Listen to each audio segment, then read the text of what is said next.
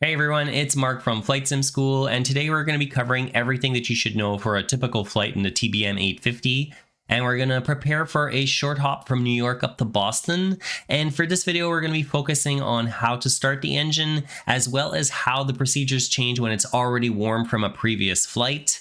And we'll also do a deep dive on understanding the beta range, what it is, when to use it, and how to operate the plane properly with it on the ground. So let's start looking at all of that now because we have a ton to cover today. The first thing we're going to need today is a flight plan, and I find the TBM sweet spot is in the 100 to 150 mile range, which will give you enough time to get up to a decent cruise altitude, but it won't be too long either that you start to lose interest. And like I mentioned in the intro, we're going to be going from the main GA airport that services New York City in Teterboro all the way up to Boston, where we're going to land in a busy international airport, and we'll have a look at how to go about handling the TBM in that type of environment. Since I've already covered extensively how I create a flight plan in another recent video that I published, I'm going to skip over all of the details of how I came up with our route for today, but I'll leave a link in the description if you want to know more about the process that I use and how I go about building my routes. For the fuel calculations, what I do is plug my route into SimBrief, even if I didn't use it to plan the flight, because the profile for the TBM850 does a pretty good job of estimating your block fuel. And if we have a look at it for today, it's saying that we need around 931 pounds. So with that, we can go into the weight and balance menu, and we can see right at the bottom that we've already got 1,000 pounds of fuel on board, which is going to be just enough for our needs. So I'll leave it as is. But obviously, if I needed more, I would increase it here to make sure that I had that minimum amount that SimBrief was recommending. In terms of payload for today, let's assume that we're ferrying around a family of 5 to Boston for the weekend. So I'll make sure that we've got some numbers for both of the front and back rows, and I'll add a little bit of extra weight in the front and rear storage areas because they probably have a couple of bags with them anyways. From there, what I'll usually do is turn the battery to on, and then I'll go down to ground clearance mode so that I can load up my flight plan into the GPS and get my IFR clearance if I'm flying online. There are two options for the GPS in this plane. You can either go with the dual GNS 530 setup, which is what I'm flying today, or you can install either the free or paid GTN 750s that have bigger screens and nicer looking menus, and it's just overall a little bit more modern. I prefer the dual 530 setup because the two GPSs talk to each other, and you can use one for the flight plan and the other to display the map as you're progressing through the flight. And to be honest, the other reason I like this setup is that it's what's in the 850 that Steve-O used to fly as well. I've also covered the GNS 530 in depth in a previous video, so for time purposes, I'll just leave a link to that in the description for you in case you need some help with it. But now that I've actually finished loading all of that up, the next checks I'm going to do are down on the weather radar menus to verify if there are any active failures and check on the engine's condition. This plane persists its state from one flight to the other, and there are a bunch of potential failures that can happen either randomly or if you mistreat some of the engine components, so it's always a good idea to check if anything needs attention before you get too far in the startup flow. We don't have any active failures, and if we go check on our engine condition on the next page of the weather menu, it's also still at 100%, so we're good to go and we can get the plane ready to get started. So what we'll do is we will start by turning our radio master back off. Next, we can go down to our throttle quadrant and make sure our throttle's at idle. We want our prop to be full forward. And our condition lever, which is probably the most important part, we want to make sure that that's in the cutoff position. And you'll also want to double check this before you start the starter in a couple of seconds. All right, next we can go back to the overhead and we'll switch our oxygen to on now, so that's done. We can also turn our strobes on now too, because this airplane doesn't have a dedicated beacon switch, so this is as good as we can do. And lastly, we forgot to set our aux BP to the on position, so I'll go back down to the center panel and set that to on as well. For a normal start, you're going to want to make sure that your battery voltage is above 24.5, which it just about is, so we should be fine. But if it were any lower, you can always go down to the weather radar menu to repair the engine, which is also going to recharge the battery. Or you could just do an external power start by switching the source to GPU, assuming that there's a cart available at the airport that you're at. So what we will do instead is get that plane started, and we'll put the ignition to auto. And next we just put the starter to the on position, and from here we got to go back quickly to our engine instruments to monitor the start. The first thing that we need to watch out for is our NG, and we're waiting for it to come up and stabilize near 17%. And now that it's done that, we can go down to our throttle quadrant, and we'll introduce fuel by moving the condition lever into low idle. And then we've got to go right back to looking at our engine gauges, because we have to keep an eye on the ITT gauge. In normal conditions, the temps should top out in the green range like they have just now, but in different situations it can go much higher. We're going to look at that in just a second. But the next thing that we're going to want to look at now is to watch for the NG to climb, and once it hits 50% is when we can go back to the overhead to turn the starter back to off and continue with the rest of the startup flow. Before we do that though, I want to show you how to start the engine if it's already warm. Say for example, if you're flying a multi-leg flight and you're shutting down after each leg, you have to do things a little bit differently to avoid causing it any damage on the restart. So to simulate that we just did a full flight, I'm going to pull the condition lever back to cut off to kill our engine. And if we go back to our ITT gauge now, we can see the temps already dropped off a fair bit from when the engine was running, but it's still over 200 degrees, which is too hot to start the engine normally. Basically, anytime that the ITT is above 150 degrees, we're going to have to cool the engine before we try and start it again. Otherwise, we could run into the dreaded hot start, which is where the ITT goes into the yellow range or even beyond that. And because damage is simulated in this airplane, you can very easily damage your engine doing that or even destroy it completely. The most obvious way to reduce the ITT temp is to just let it sit facing into the wind until it reaches that safe 150 degree temperature. But the more fun way to do it is to do something called dry motoring the engine, and that basically forces air into the turbine to reduce the temperatures faster. But there are a couple of things you need to know about and be careful of when you're doing that.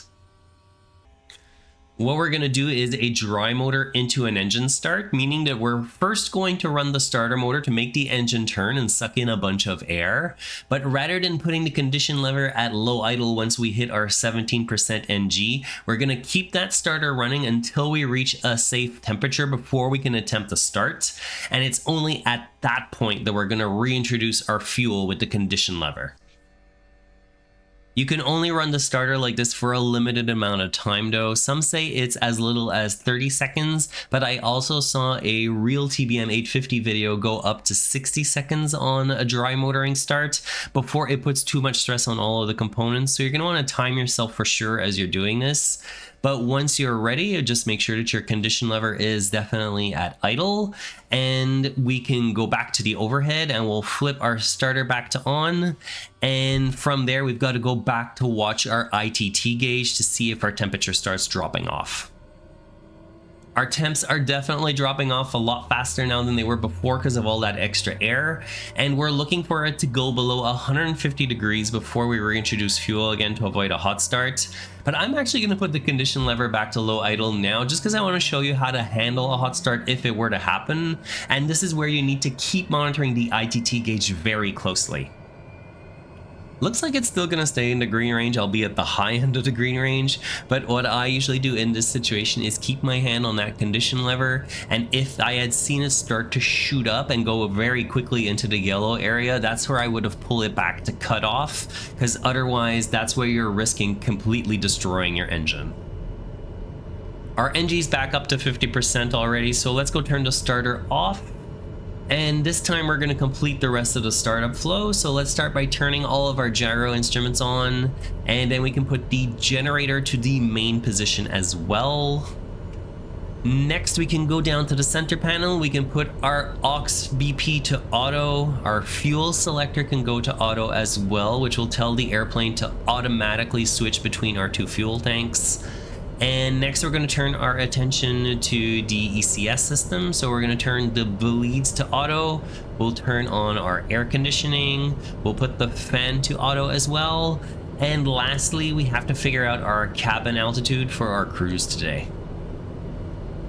We're going to be going up to 19,000 feet today, so we'll want to turn the inner dial up to 19, and that means that our cabin altitude, once we get up there, is going to be at about 3,000 feet, which is pretty comfortable. If we wanted to control the rate of climb of the cabin, we could just adjust that with the little arrow that's next to it. By default, it climbs at 700 feet per minute, so it's fairly easily manageable, and since we don't feel it anyways, I think it's fine to just leave it as is. Alright, so with that set, we can finish up our startup flow now. We'll turn our radio master back on.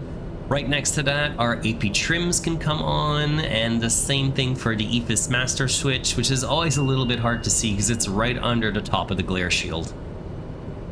If we have a look at our annunciator panel now, the last warning that we've got left is for the pitot heat, so I'll flip that to on as well. And the last thing that we need to do is to bring the condition lever to high idle, which is where it's going to stay for the whole rest of the flight. Now that we've got our engine running, we're ready to look at how to taxi and use the beta range in this airplane. But before we do that, I want to quickly remind you to like the video if you learned something already, and subscribe as well so you don't miss out on the next video, and you're really just going to be doing a big favor to me by doing those two things. Taxiing the 850 is a little bit tricky until you understand what's going on with it, and it's very different even from other turboprops in flight sim because it implements the beta range a lot more closely to what it would be in the real world. Let's have a look at what that actually means on the throttle itself, because it's actually divided into two parts, and the first is from the flight idle position all the way up to maximum thrust, which will sometimes be called alpha, but you'll rarely hear that term used, and it's where you're going to have the throttle from takeoff all the way to landing. Whenever the throttle's anywhere in that range, the angle of the prop blades gets set automatically so that they produce forward thrust to get you moving, which is great for takeoff and flying around, but not so much for taxiing because turboprops generate a lot of thrust even at the bottom of the alpha range. That's actually why the beta range exists, which includes the taxi and reverse power range on our throttle here.